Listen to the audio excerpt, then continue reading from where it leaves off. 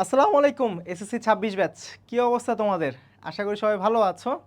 So এই ভিডিওটা যখন দেখতেছো তখন তোমার মাথায় একটা প্রশ্ন আসতে পারে যে ভাই বিজিএস এর জন্য কি আলাদা করে সৃজনশীল প্রশ্ন লেখার নিয়ম আছে? উত্তর হচ্ছে হ্যাঁ, কারণ তুমি নর্মালি গতানুগতিকভাবে যেভাবে সৃজনশীল লিখে আসো, বিজিএস এর ক্ষেত্রে যদি ঠিক একই রকমভাবে লিখে আসো তাহলে কিন্তু 10-এ 10 পাওয়া কিন্তু সম্ভব না, ঠিক আছে? সো এই কারণে এখন আজকের এই যে ভিডিওটা তুমি দেখতেছো, এখানে তোমাকে এমন কিছু টেকনিক হচ্ছে শিখাই দিব যেগুলো তুমি যদি হচ্ছে খাতায় লিখে আসতে পারো তাহলে ইনশাল্লাহ বিজিএসে হচ্ছে ফুল মার্কস সিকিউতে হচ্ছে ইনশাল্লাহ তুলে আনতে পারবা, ঠিক আছে? সো এই জন্য ভিডিওটা শেষ পর্যন্ত একদম ঠিকঠাক মনোযোগভাবে দেখো, ঠিকঠাক মনোযোগ দিয়ে। সো আশা করি হচ্ছে তোমার যে প্রশ্নগুলো আছে যে ভাই বিজিএসে আসলে কি প্রবলেম, নতুন করে কি শিখবো সৃজনশীল লেখার নিয়ম, তাই না, এগুলো হচ্ছে দূর হয়ে যাবে। তো তোমার কাছে যখন হচ্ছে খাতা আছে তোমার কাছে, তখন একটা জিনিস মাথায় রাখো যে বিজিএসে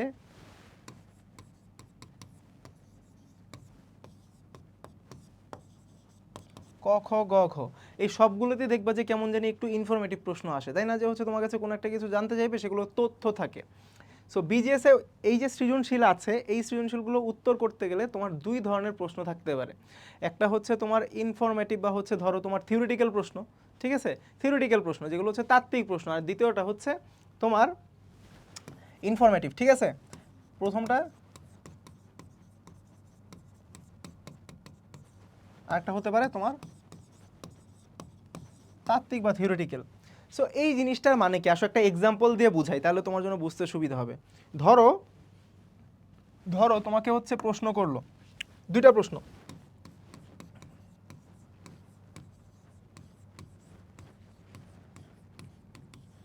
সামাজিকীকরণ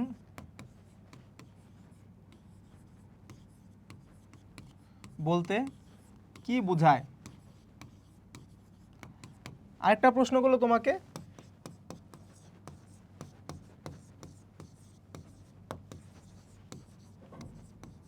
অপারেশন সার্চলাইট কি,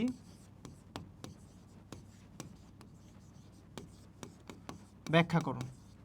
সো এখন দেখো দুইটা প্রশ্নই ধরো হচ্ছে তোমার এসকিউ এর জন্য আসছে বা হচ্ছে খ নাম্বারে আসছে। এখন দুইটা প্রশ্নের উত্তর কি তুমি সেমভাবে লিখবা? উত্তর হচ্ছে একবারেই না, ঠিক আছে। প্রথম প্রশ্নটা দেখো, সামাজিকীকরণ বলতে কি বোঝায়। সো এইখানে তুমি যদি জোর করে চাও যে হচ্ছে ধরো 10 বছর আগে কি হয়েছে এটার সাথে কোনো কিছু রিলেট করতে পারবো না সামাজিকীকরণে, এখানে তোমার বইতে কিছু থিওরিটিক্যাল কথাবার্তা লেখা আছে যে হচ্ছে ধরো সমাজের আমরা যে একে অন্যের সাথে মিশতেছি, এই যে সমাজে খাপ খাইয়ে নিতেছি, এই খাপ খাওয়ানোর প্রক্রিয়াটাই হচ্ছে আমাদের সামাজিকীকরণ, ঠিক আছে, সমাজে খাপ খাওয়ানোর একটা প্রক্রিয়া। সো এই যে কথাবার্তাগুলো বলতেছি এগুলো এখানে কিন্তু কোনো ইনফরমেশন নাই, এগুলো হচ্ছে তোমার থিওরিটিক্যাল কথাবার্তা, তাত্ত্বিক কথাবার্তা, যে আমরা পরিবারের সবার সাথে মিশি, তারপর হচ্ছে আমাদের চারপাশে যে সকল মানুষ আছে সবার সাথে মিশি। সো এর মাধ্যমে আমরা কি একে অপরের আচার আচরণ যেগুলো আছে সেগুলোর মাধ্যমে কি করি, সমাজের সাথে খাপ খাইয়ে নেওয়ার চেষ্টা করি সেগুলোর সাথে মিশে। সো এই প্রক্রিয়াটাই হচ্ছে সামাজিকীকরণ। এখানে তুমি কোনো ইনফরমেশন লিখলা না। কিন্তু দ্বিতীয় প্রশ্ন যেটা আছে, এইখানে যদি তুমি হচ্ছে ইনফরমেশন না দাও তাহলে ওই প্রশ্নে তুমি এক্সপেক্ট করতেই পারো যে তুমি 2-0 পাবা, ঠিক আছে।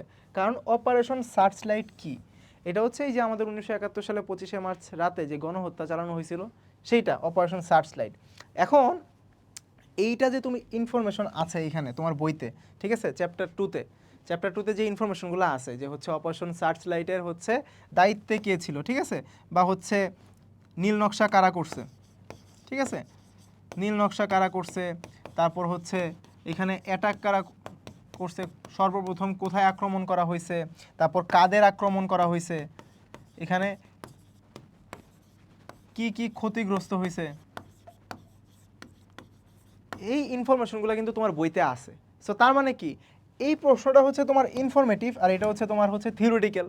সো এখন তোমাকে যখন আমি পড়াইতেছি বা হচ্ছে তোমার ফাইনাল শর্ট ভিডিও যখন আমি হচ্ছে তোমাকে দিছি তখন কিন্তু এরকম আলাদা আলাদা ইনফরমেশন যেগুলো আছে সেগুলো গল্পের ছলে তোমাকে আমি নিয়ে গেছি, আর যেগুলো থিওরি আছে এগুলো হচ্ছে আলাদা একদম ক্লিয়ারলি হচ্ছে বুঝাই বুঝাই নিয়ে গেছি।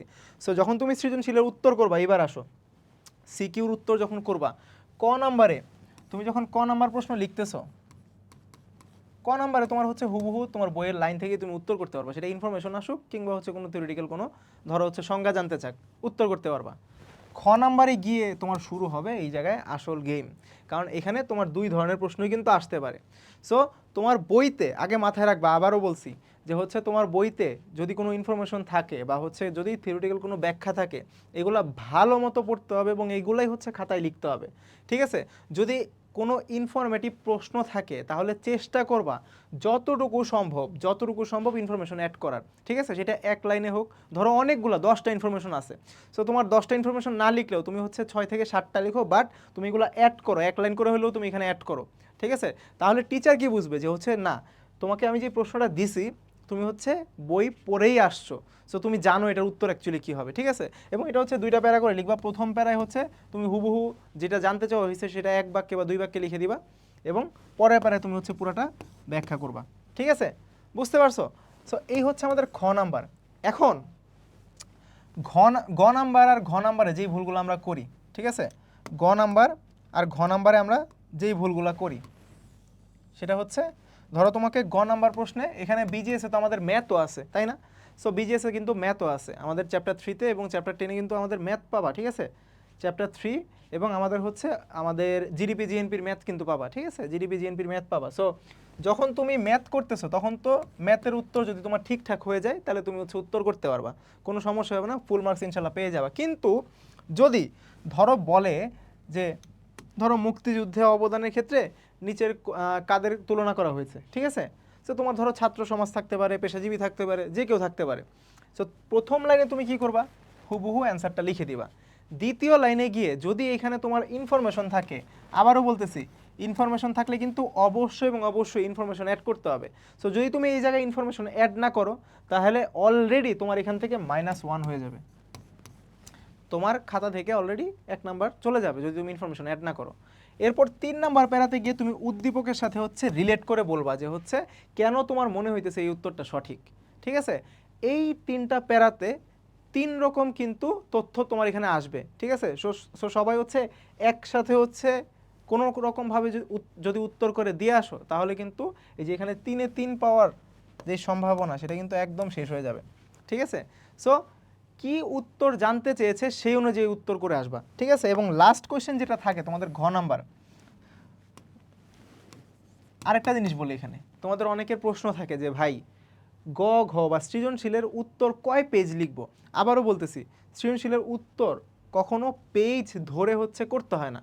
ঠিক আছে, ধরো তোমার হাতের লেখা ছোট কিন্তু তুমি এই 1 পেজ উত্তর করে হচ্ছে তুমি অনেক ইনফরমেশন দিয়ে দিছো, বইয়ে যত ইনফরমেশন ছিল সব তুমি দিয়ে দিছো। সো আরেকজন হচ্ছে কি করছে, ধরো ইনফরমেশনও জানে না, কোনো রকমভাবে জেনেরিক কথাবার্তা মানে কি, সাধারণ কথাবার্তা, ধরো অপারেশন সার্চলাইটের কথাই বলছে, গ নাম্বারে কোনো না কোনোভাবে আসছে। ঠিক আছে, তুমি লিখতেছো এদিন হচ্ছে পাকিস্তানিরা আমাদের উপর অনেক অত্যাচার করছে, অনেক মানুষজন মারছে, সেটা তো আমিও জানি ভাই, অনেক মানুষকে মারছে।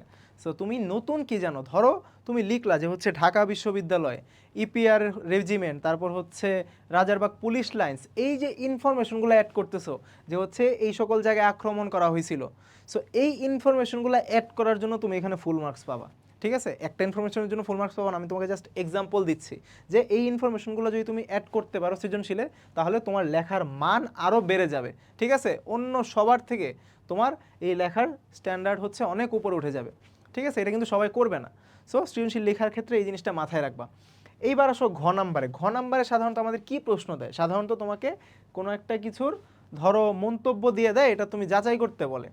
সো মন্তব্য যখন তোমাকে দিয়ে দিতেছে তখন মাথায় রাখবা যে ম্যাক্সিমাম কোয়েশ্চেনে দেখবা যে হচ্ছে তোমার থিওরিটিক্যাল টাইপ কথাবার্তা আছে। সো এই জায়গায় যখন থিওরিটিক্যাল কথাবার্তা বলবে প্রথম প্যারাতে তুমি কি লিখবা যে হচ্ছে মন্তব্য সঠিক কি সঠিক না 1 বাক্যে লিখে দিবা। এরপর দ্বিতীয় প্যারাতে এটা হচ্ছে গ নাম্বারের ক্ষেত্রেও খ নাম্বারের ক্ষেত্রেও সত্য, যদি কোনো সংজ্ঞা থাকে, কোনো একটা জিনিসের সংজ্ঞা থাকে, সবচেয়ে বেস্ট হয় তুমি হচ্ছে দ্বিতীয় প্যারাতে ওইটা সংজ্ঞা দিয়ে শুরু করো। ঠিক আছে, ওইটা সংজ্ঞা দিয়ে শুরু করো। ধরো তোমাকে সামাজিকীকরণ নিয়ে কিছু বলছে, ঠিক আছে, ধরো গ্রাম ও শহরের সামাজিকীকরণ হচ্ছে একই না। সো তুমি কি করবা, শুরুতেই যদি লিখো যে সামাজিকীকরণ অ্যাকচুয়ালি কি, তখন তোমার ব্যাখ্যা করতে সুবিধা হবে যে গ্রামের সামাজিকীকরণ কেমন, শহরের সামাজিকীকরণ কেমন। সো এইভাবে তুমি শুরু করবা কি দিয়ে, যদি তোমার কাছে সংজ্ঞা থাকে সংজ্ঞা দিয়ে শুরু করো, তোমার জন্য বেস্ট হবে। যে কোনো জিনিস সংজ্ঞা দিয়ে শুরু করলে তখন ওইখান থেকে টেনে টেনে লেখা হচ্ছে তোমার জন্য সুবিধা। ঠিক আছে, রিলেট করা হচ্ছে সুবিধার। এরপর ব্যাখ্যা শেষ হয়ে গেলে থার্ড প্যারাতে কি করবা, থার্ড প্যারাতে উদ্দীপকের কথাবার্তাগুলো লিখবা, যে উদ্দীপকে কি লেখা আছে হুবহু লিখে দিয়ে শোনা, আবার যে উদ্দীপকে এটা বলছে এটা হুবহু লিখে দিয়ে গেলাম, এটা করো না। উদ্দীপকের কথাটা হচ্ছে সামারি করে লিখবা, যে তোমার যে প্রশ্ন আছে সেই প্রশ্নের সাথে রিলেটেবল কিভাবে।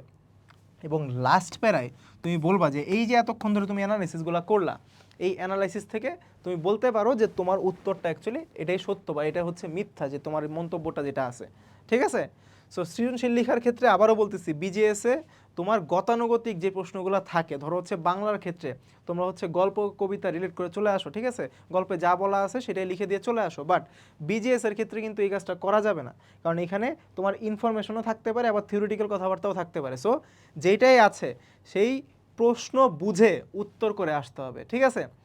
সো সৃজনশীল লেখার ক্ষেত্রে এই নিয়মগুলো যদি ফলো করে আসতে পারো, তাহলে আশা করি হচ্ছে ইনশাল্লাহ অবশ্যই এবং অবশ্যই সৃজনশীলে হচ্ছে খুব ভালো মার্কস তুলতে পারবো। এবং হোপফুলি যেটা দেখা যায় তোমাদের সবচেয়ে বড় সমস্যা যেটা, যে তোমরা প্রথম দিকের সৃজনশীলগুলো খুব ভালো মতো লিখে আসো, এরকমভাবেই লিখে আসবে আমি জানি, যারা যারা ভিডিওটা দেখতেছো। সো ওইগুলোতে ফুল মার্কস পেয়ে লাস্টের দিকে হচ্ছে খুবই জঘন্যভাবে লিখো, সময়ের অভাবে। সো টাইম মেনটেন করবা, যখন এগুলো লিখতেছো টাইম মেনটেন করে হচ্ছে উত্তরগুলো লেখো। এমন কিছু ধরো ইনফরমেশন তুমি হচ্ছে 10টা জানো, ধরো তুমি লিখে আসলে 8টা খুব সুন্দর করে গুছায়, সো 8টা লিখে কেউ একজন যদি 3-3 পায়, তুমি 10টা লিখে যদি 3-3 পাও, তাহলে আলটিমেটলি তুমি ওই এক্সট্রা কথাবার্তাগুলো যত লিখতে যাবা তত হচ্ছে তোমার সময় নষ্ট হবে।